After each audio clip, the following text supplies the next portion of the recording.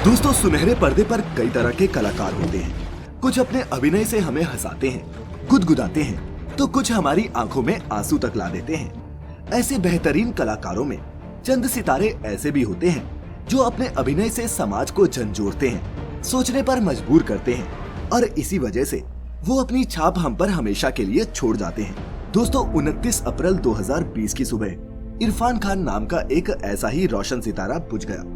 उनकी उम्र 54 साल थी।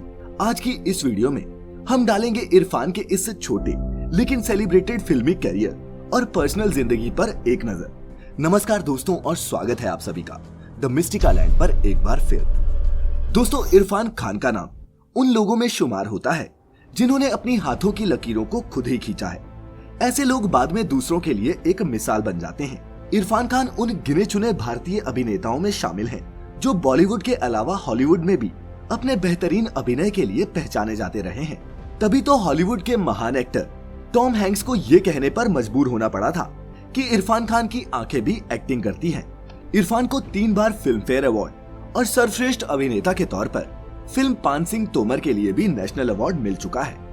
उन्हें पद्मश्री सम्मान से भी नवाजा जा चुका है। वे लीग से हटकर फिल्में करने की वजह से मशहूर थे। उन्होंने द वॉरियर, मकबूल, हासिल, द नेमसेक, रोग और अंग्रेजी मीडियम जैसी कई फिल्मों में अपने अभिनय का खूब लोहा मनवाया। इरफान का जन्म 7 जनवरी 1967 के दिन जयपुर, राजस्थान में हुआ था। इनके पिता का नाम साहिबजादे यासीन अली खान था और माँ का नाम सईदा बेगम। यासीन अली खान को शिकार का शौक था और बचपन के दिनों में इरफान को अपने पिता के साथ शिकार पर जाना बहुत पसंद था। उनकी जंगलों में बिताई वो रोमांचक रातें उनके बचपन की सबसे अजीज यादों में शामिल थी। उन्हें जानवरों को मारने में नहीं बल्कि जंगल में समय बिताने में मजा आता था। इरफान खान बचपन में एक क्रिकेटर बनना चाहते थे। बचपन में इरफान एक अच्छे क्रिकेटर भी थे। सीके नायडू ट्रॉफी में उनका सिलेक्शन हो गया था, लेकिन परिवार की इजाजत न मिलने के कारण उन्हें अपना ये पैशन छोड़ना पड़ा। इरफान का ध्यान एक्टिंग की तरफ पहली बार तब गया जब वो कॉलेज में ग्रेजुएशन कर रहे थे। उन्हें नेशनल स्कूल ऑफ ड्रामा में स्कॉलरशिप मिली। पहले तो उन्होंने नए कलाकारों से एक्टिंग के गुर सीखने की कोशिश की, लेकिन फिर उनकी मुलाकात नेशनल स्कूल ऑफ ड्रामा में एक शख्स से हुई जो कॉलेजों में जाकर नाटक किया करता था। इरफान भी उनकी नाटक मंडली में शामिल हो गए और फेलो स्टूडेंट्स के साथ कॉरिडोर, क्लासरूम और कैंटीन में नुक्कड़ नाटक करते करते वो कब एक्टिंग को लेकर संजीदा हो गए उन्हें खुद ही पता नहीं चला। लेकिन दोस्तों, बिना घिसे कौन पत्थर गोल हुआ है। एनएसडी में एडमिशन के कुछ दिनों में ही उनके वालिद का देहांत हो गया।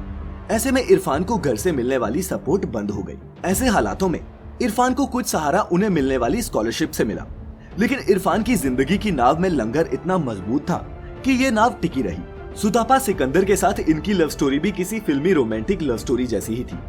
एनएसडी में कोर्स पूरा करने के बाद इरफान सुतापा के साथ मुंबई आ गए, जहाँ उन्हें धीरे धीरे काम भी मिलने लगा। इरफान खान के करियर की शुरुआत टेलीविजन सीरियल से हुई।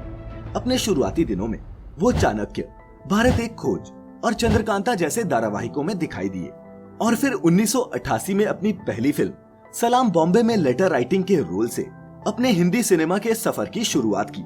इरफान अपनी पहचान बनाने में तो कामयाब रहे, लेकिन उन्हें वो स्टारडम नहीं मिला जिसके वो हकदार थे। फिर 23 फरवरी 1995 के दिन उन्होंने सुतापा सिकंदर से शादी कर ली। इसके बाद देखते ही देखते एक दशक बीत गया और फिर 2003 में इरफान खान की हासिल रिलीज हुई और इसके ठीक बाद मकबूल। इन दोनों फिल्मों ने इरफान खान को वो शोहरत दिलवाई जिसके वो असली हकदार थे। इरफान खान फिल्मों में अपने रोल को लेकर बहुत ज्यादा मेहनत करते थे जो कैमरे पर नजर आता था। और इन दोनों फिल्मों के बाद इरफान खान के फिल्मी सफर की गाड़ी तेज रफ्तार से दौड़ने लगी।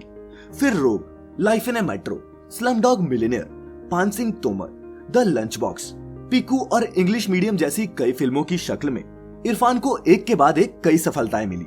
इरफान बॉलीवुड में ही नहीं हॉलीवुड में भी जाने पहचाने अभिनेताओं में शामिल हैं। 2008 में Oscar winning Hollywood film Slumdog millionaire में अभिनय करने के अलावा उन्होंने the amazing Spiderman, Jurassic world और इन्फर्नो जैसी कई बड़े बजट की हॉलीवुड मूवीज में भी काम किया। इरफान भारत के एक ऐसे इकलौते अभिनेता हैं जो 2 ऑस्कर विनिंग मूवीज का हिस्सा रहे हैं, स्लमडॉग मिलियनेयर और द लाइफ ऑफ ए पाई। 2018 में इरफान ने अपने फैंस को न्यूरो एंडोक्राइन ट्यूमर से पीड़ित होने की सूचना दी थी और इसके लिए उन्होंने करीब 1 साल तक लंदन में अपना इलाज भी करवाया। लेकिन फिर आखिरकार 29 अप्रैल 2020 के दिन एक कोलन इन्फेक्शन ने इरफान की जान ले ली और ऐसा लगा मानो एक सपना था जो टूट गया। अब इरफान बड़े पर्दे पर तो कभी नजर नहीं आएंगे, लेकिन उनके लाखों करोड़ों फैंस की दुआएं अब भी उनके साथ हैं। तो दोस्तों, क्या आपको भी इस महान अभिनेता के गुजर जाने का दुख हो रहा है? आप क्या सोचते हैं? नीचे कमेंट्स में मुझे जरूर बताएं। आज के लिए फिलहाल इतना ही। वीडियो देखने के लिए आपका बहुत बहुत शुक्रिया। बाज चूजे पे झपटा, उठा ले गया। कहानी सच्ची लगती है लेकिन अच्छी नहीं लगती। बाज पे पलटवार हुआ, कहानी सच्ची नहीं लगती लेकिन खुदा कसम बहुत अच्छी लगती है।